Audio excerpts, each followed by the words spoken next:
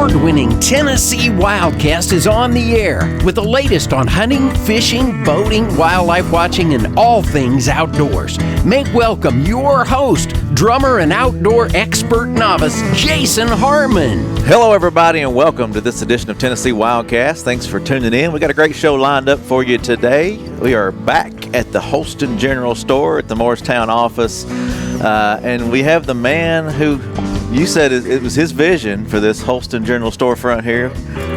It was kind of a shared vision, but Dan took it to the stratosphere, in my opinion. But yes, here at Morristown office, got a nice little display of an old country storefront, and it kind of takes you back into time. And it's a great addition here to the hunter education room and other things that go on here at the regional office. But Mr. Dan Gibbs is with us. He's the bear program coordinator, and Janelle Musser is the black bear support biologist. And she's new to the agency, so we're going to get to know her today, and should be a fun conversation. Appreciate you guys being here. Thank you. This show's all about bears, if you haven't already figured it out. It's good timing, too, I believe. A lot going on with bears out there. And bears are active right now and doing some things they shouldn't. And people doing some things they shouldn't. So we're going to talk about all that today. And but first, I want to meet these folks. So, Janelle, would you mind jumping in and let us know a little bit about you and tell us how you got to TWRA? And we're glad to have you, for sure. Yeah, thank you. So I am from Pennsylvania, born and raised, and that's where I kind of started working with bears, mainly bear research in Pennsylvania. They've got a lot of bears up there. And then eventually worked my way to Virginia and then Florida and now Tennessee. So wow. A little bit of other species here and there, but mainly focused on bears. Cool. Yeah. So was Tennessee your destination, or just kind of how it happened? Just kind of how it happened. Florida was, great, but I realized I'm much more of a mountains person than a beach person. So the goal was definitely to get back to the mountains and the woods. Awesome. I think people are surprised to know that there are bears in Florida. Talk about the Florida black bear. Yeah, so there's a lot of bears in Florida. They extend pretty much from the Panhandle all the way down to around the Everglades and stuff. So there's a lot of bears. There's a lot of people. So and they're just like other bears. Just like the bears in Tennessee, they have a lot of the same behavior, a lot of the same characteristics in biology. They just live in Florida. Wow. So is it the black bear? It is the black bear. It's a subspecies, but overall, they're pretty much the same bear. Yeah. They still do the same behavior. So they're still doing the same thing right now in the fall that bears in Tennessee are doing. They're eating acorns. They're trying to bulk up for winter and that kind of stuff. So cool. Well, I think great fit. Good choice, Dan. Hiring We're very Janelle. happy. Yeah, so she's got some experience all over the board. That's awesome, and she fits in real well. I know you're glad to have some help. Yeah. Dan, introduce yourself there and let everybody know if they haven't met you before or seen you on the show. Dan Gibbs, I'm a Tennessee native, grew up in Middle Tennessee, and been with the agency. I'm on my 26th year now, and virtually all of that career has been in East Tennessee and Region 4, and been working with bears one way or the other from day one. Mm-hmm. And about 2 years ago, the agency did some restructuring and transitioned from regional biologist to the bear program leader for the state. Then still live in East Tennessee, live in Greene County, and have no desire to be anywhere else. So, and he, talking about this store, Dan took several log cabins apart and built his current home out of those pieces. So he's a multi-talented individual, and his house is really neat. He took me up there and let me see it. Wow. He's constructing it. That's cool. Yeah. Well, if it's anything like this little storefront he created here, it's got to be pretty cool. And this is an old corn crib from Lick Creek. Lick Creek, WMA, yes. That is our chair and table shed. You wouldn't know it on the outside. It looks like a trapper cabin, but yeah, that's what we use that for. So good storage. He's got great vision and the skills to put it into play. Yeah. Well, if you haven't visited Morristown office, come by and check it out. It's pretty cool. A little stop. The ladies up front and the guys and gals who work here would love to talk to you and meet you. Got the best staff in the state, I'm convinced. Pretty good. It's up there. I don't know. You can't be partial, can you? Talking to a Nashville guy.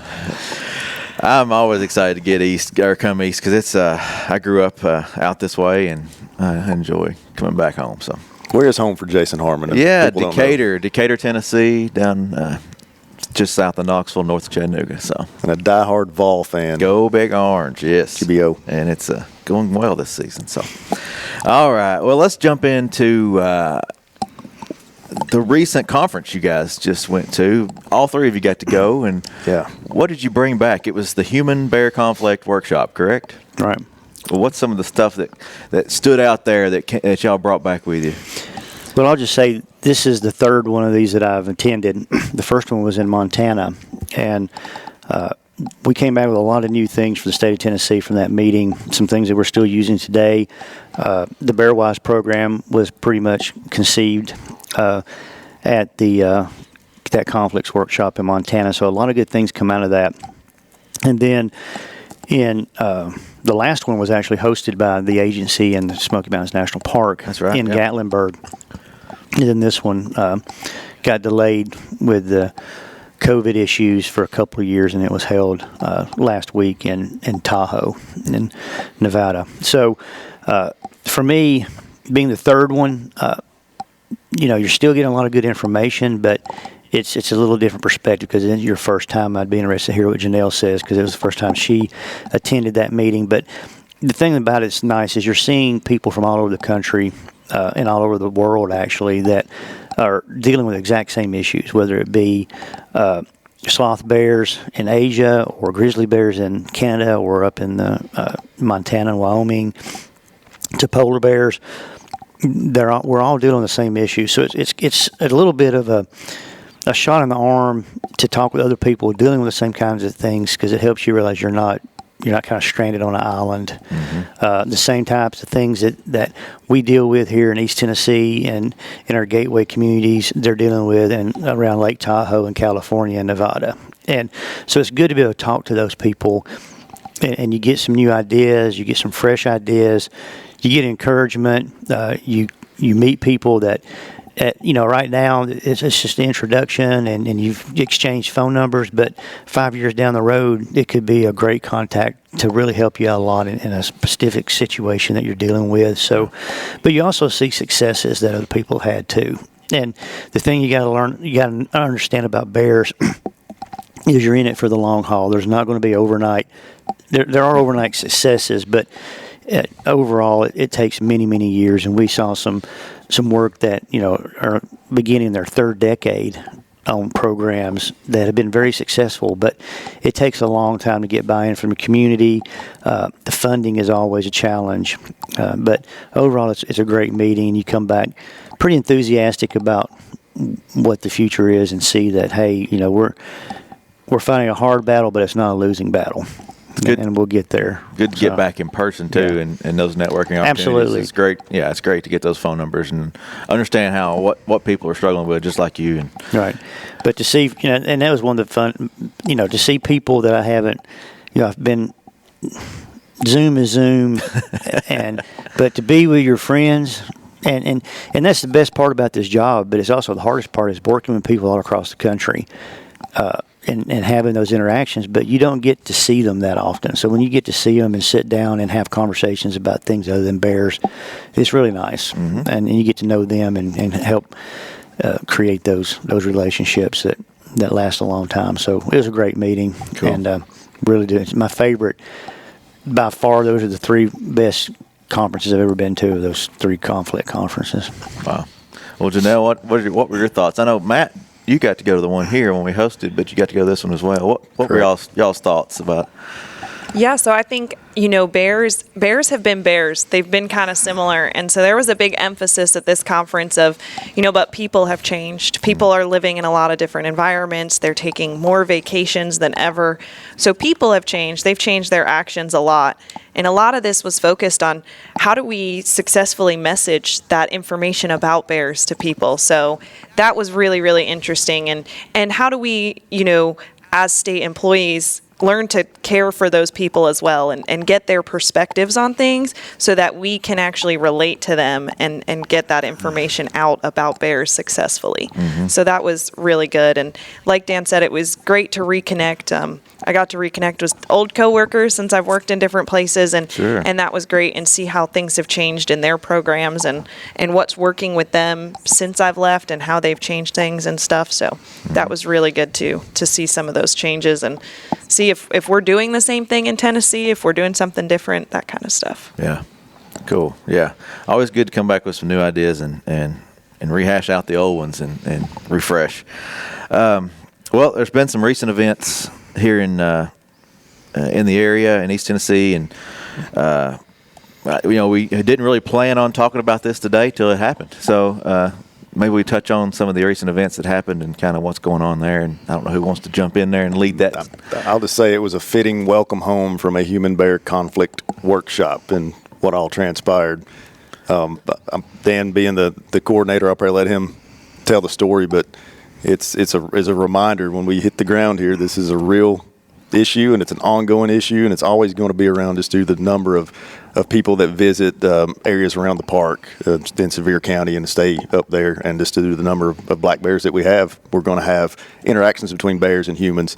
And one thing I learned from the conference is to not refer to them as problem bears and nuisance bears. It puts the ownership back on us as humans for creating these conditions that habituate bears. Mm-hmm. So that's the biggest takeaway I got. But I'll let Dan jump in and tell what happened. So there was a true conflict here in Tennessee that we've had to deal with. Correct. Yeah, and I'll give the details, but Janelle was on site. I was not on site, but Matt said when you get back and you hit the ground, I mean, that's literally Janelle hit the ground, got out of the airplane, got in her truck at the airport, and got the call.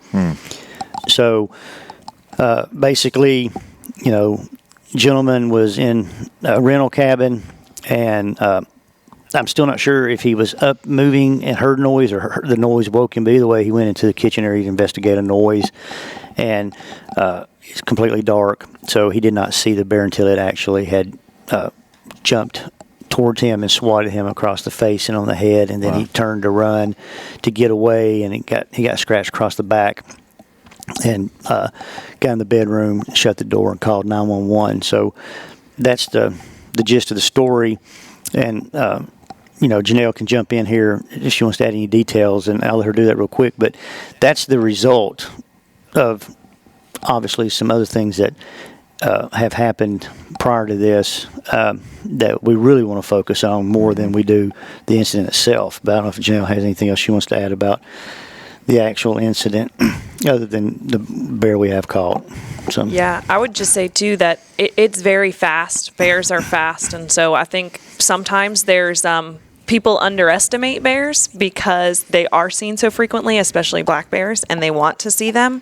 So they underestimate the speed that bears have and the strength that bears have. And this incident is an example of that they are beautiful, majestic creatures, and you should respect them because they also have this extreme speed and extreme strength. And unfortunately, this person had to bear the brunt of that. Yeah.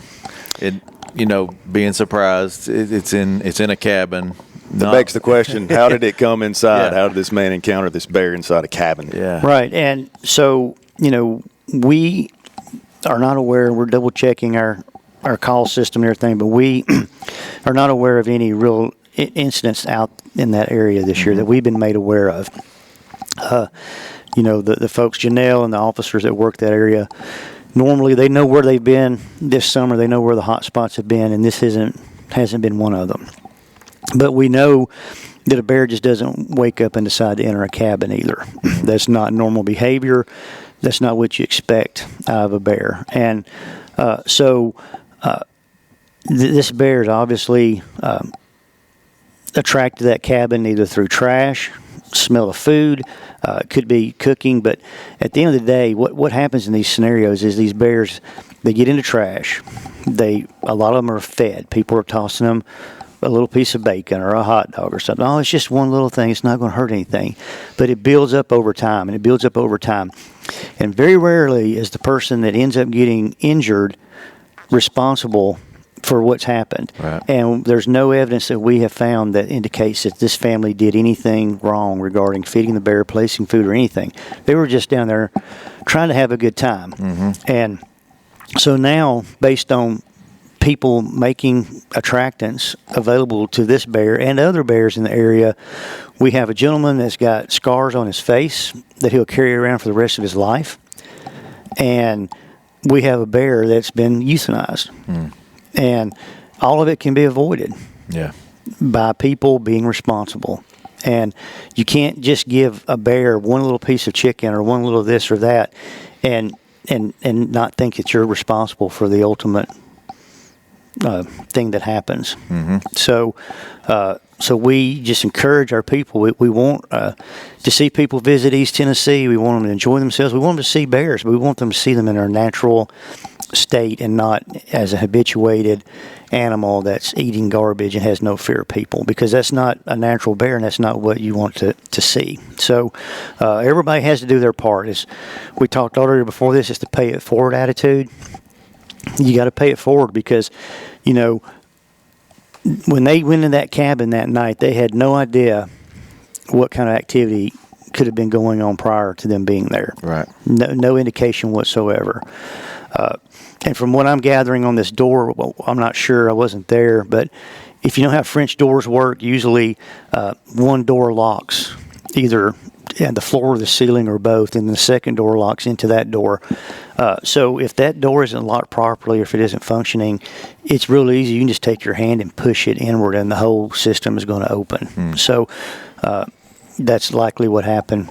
And bears, they're smart. They're smart animals. They've found their way into cars, into opening doors. They figure out how to open trash cans. So you got to be smarter than the bear. You got to lock your doors, lock the trash cans, use the trash cans the way they're supposed to be used. Right. Don't feed those bears. Yeah. I wrote it here on the paper. We always talk about it. Don't feed and pick up your trash. Well, and that's the key. A lot of people say, well, I don't feed the bears. And we have what we call two types of feeding, intentional and unintentional. Intentional is easy. It's the things that I've already mentioned, throwing them food. But this unintentional feeding is really the bulk of the issue is, take the time to put that little hass back on that trash can when you put it in there. If that trash can is full of trash, do not put more in there, because if the lid's not closing, instead of just turning around and walking off, maybe you should take a little bit of the trash out of there so the lid does lock, and then find somewhere else to put the trash, or if it's a rental, call the people and say, hey, the trash can's full. But people have got to be proactive and be more responsible, or we're going to continue to see these kinds of tragedies happen. And I'm thinking even about like your grills. I mean, you're grilling a hot dog and it rolls off. Well, don't leave it. Don't go pick it up and throw it away, because I mean that's not intentionally doing it, but right there you've done it. You fed that bear. Right, and people, even dumping grease, people do it all the time. Yeah. They dump grease outside. I mean, you don't want to pour it down the drain. It'll clog your drain up. But put it in a can, let it cool down, put it in the trash can, and then dispose of the trash properly. Do not put any kind of food source or food waste. Don't even throw potato peels out in the woods. You just can't do that around here. Yeah, well, you can't do it. You do that at home, which may not be bear country, and you just don't think about it when you come up here too. Right. Yeah. It can be hard.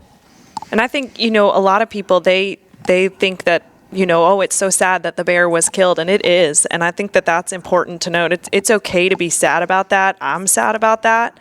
Nobody wants to do that as part of this job, and that's the worst part of it is having to do that. And so, if you care about bears and you want to keep seeing bears and stuff like that, do these little things. Go that little extra step. Make sure, do your education when you go to anywhere to recreate. Are there black bears here? How should I secure my food? How do you camp properly? It's all these little things, and that information is out there.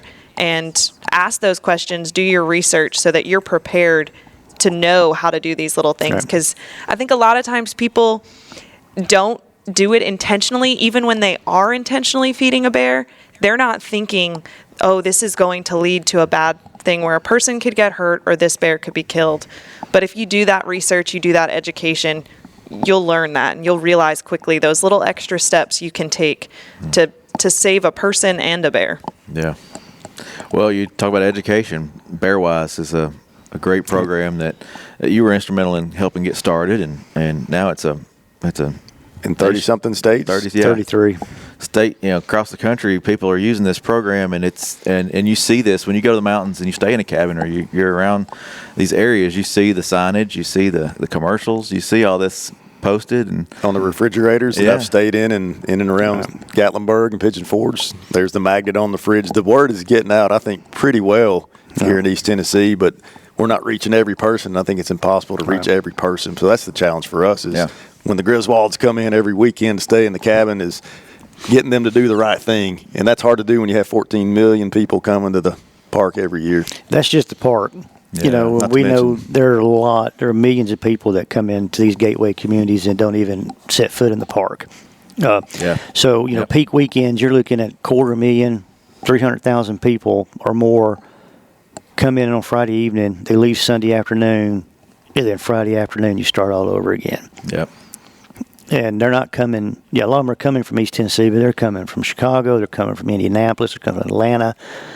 They're coming. I think people will be amazed how far folks travel to get to East Tennessee to spend a weekend. It's pretty amazing, and they certainly, a lot of these places do not have any idea at all about what to do with bears, regarding bears. So a lot of the responsibility comes back on the companies that are renting out cabins, renting out apartments, renting out hotel rooms, whatever it may be, is getting that information to those people, and we're really trying to work hard to make folks aware of the information that is available on BearWise, that they can get their people there. But it's a constant battle, and when you're doing educational stuff, you just got to keep hammering it because people have to see it multiple times. All the research says, I think it's 7 times you got to see something before you really remember it.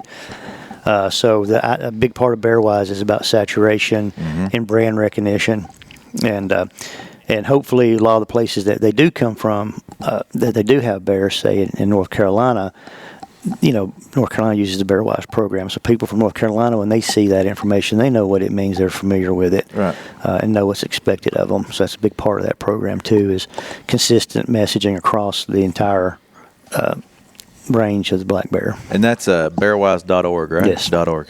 So go check that out, bearwise.org. And it made me think about campers, too. I mean, you got your people pulling in their RVs and their travel trailers, and most of your cooking is outdoors. Or, if you're in a tent, you're outside all the time. So things to think about there, too. Right, and there's information on bearwise.org about hanging food if you're camping in a tent. If you're in a hard side camper, you're okay, but if it's a pop-up with a soft top, you need to be either storing food in a vehicle with a hard top or hanging that food and out lock of that the reach. door. You gotta lock the doors every time. You gotta lock them.